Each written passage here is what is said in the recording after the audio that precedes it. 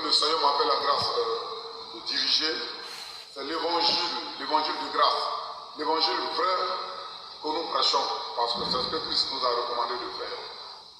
Alors donc, pour aller au paradis, il faut être saint, parce que Dieu est saint, et donc pour aller au paradis, il faut être saint. Alors la sanctification, ce n'est pas la sanctification de la chair, c'est la sanctification de l'âme, parce que c'est l'âme qui va au paradis.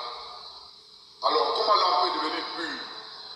Depuis le péché d'Adam et Ève, toute l'humanité est sous une condamnation.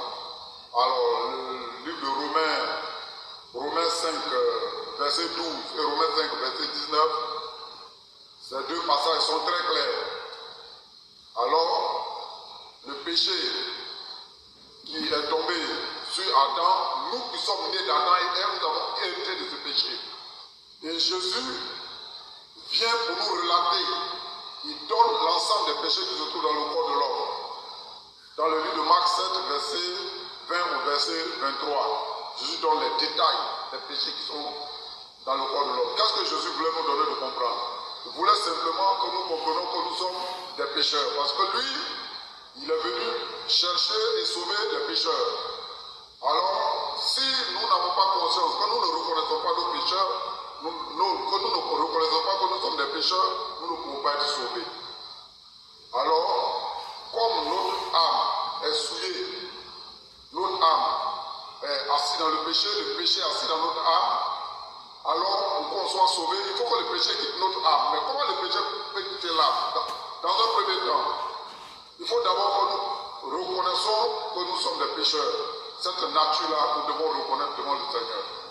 Alors maintenant, celui qui reconnaît qu'il est pécheur, il doit comprendre les raisons pour lesquelles Dieu a donné la loi de commandement à Moïse sur le mont Sinaï.